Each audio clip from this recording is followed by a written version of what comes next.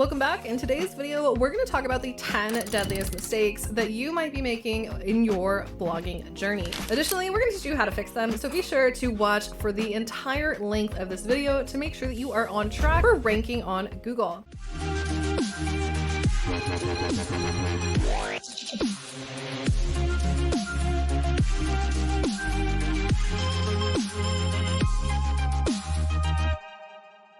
Hello and welcome. If this is your first time joining the channel, my name is Sophie and it's so great to have you here. So what we want to dive into today is understanding the biggest mistakes that bloggers make when they're first getting started that is likely preventing you from ranking, let alone actually growing your business online. So let's go ahead and go down the list. We're going to go through these step by step, and we're also going to provide you some awesome resources. Be sure to check out the blog connected to this episode down below that will go through this in more depth so that you're able to understand each of the components, as well as another way and resource for you to improve if any of these are true for you. Issue number one, the biggest mistake that we see, especially with novice bloggers, is choosing blog topics that they're only interested in, not actually doing the research beforehand. Now, the reason why this is a problem is if you don't actually know what your audience is searching for and you're only creating content that you think is interesting, you don't have any data to back it up, and you're really just shooting in the dark. It's probably one of the most common yet most easily avoidable mistakes that you can make early on in your blogging career that will make a massive difference. So don't just be doing things that you feel like you're interested in or sharing random stories that you feel like are great, but do the actual market research and figure out who it is that you want to be targeting and what kind of content you want to get found for. The next big mistake that we see is when bloggers are writing about too many different things.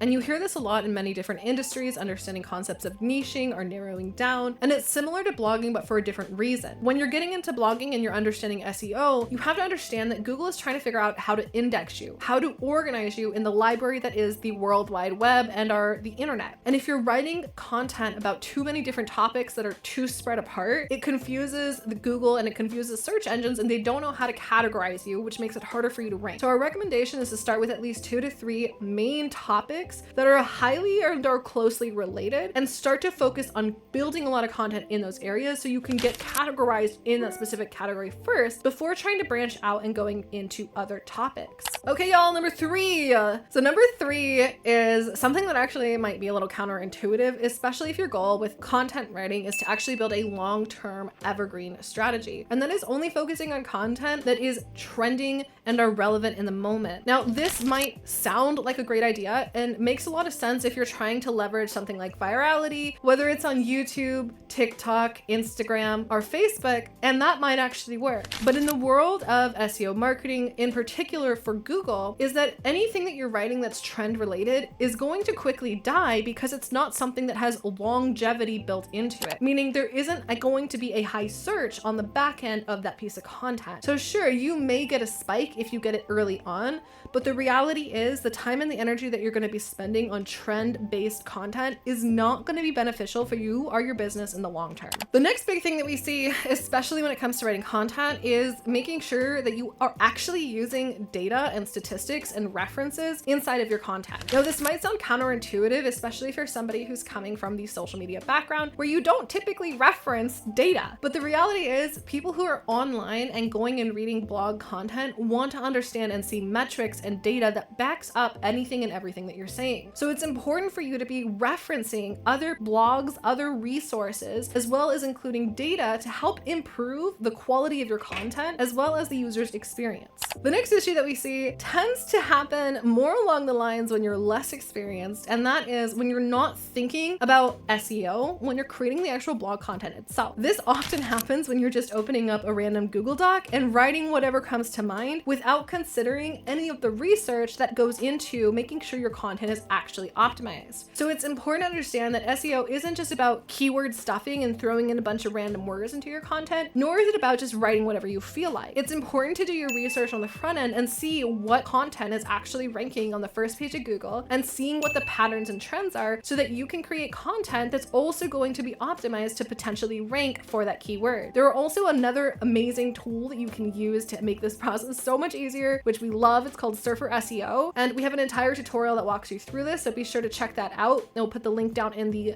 description for you if you want to go ahead and check it out. Number 6, you probably know this one, so I don't have to tell you a whole lot about it, but it's blogging inconsistently. efficiently. When you're first getting started, it's important that you're actually creating a library of content that folks can dive through and explore just like they would their favorite Netflix show. So you want to make sure, again, that you're not just coming in and creating one random blog here and there, but you actually have a library of resources that will grow for you so you can take a break down the line. Be sure you have a plan and don't just come at it hoping and wishing that it's going to work, but make sure that you're being methodical and strategic in the actual execution. Another big mistake that we oftentimes see with folks, depending on where you're coming from, is if you have a social media audience, actually leveraging that audience to help get your content off the ground initially. This is something that can help increase the speed at which your content starts to rank for, especially if you have more and more people viewing your content and you have reach on social. It's important, again, when you're first getting started, not to underestimate the resources that you do have, especially if the long-term goal is eventually to be only on SEO marketing. So don't be afraid to also be sharing and letting everyone know in your network and in your audience, whether it's on LinkedIn, whether it's on YouTube, whether it's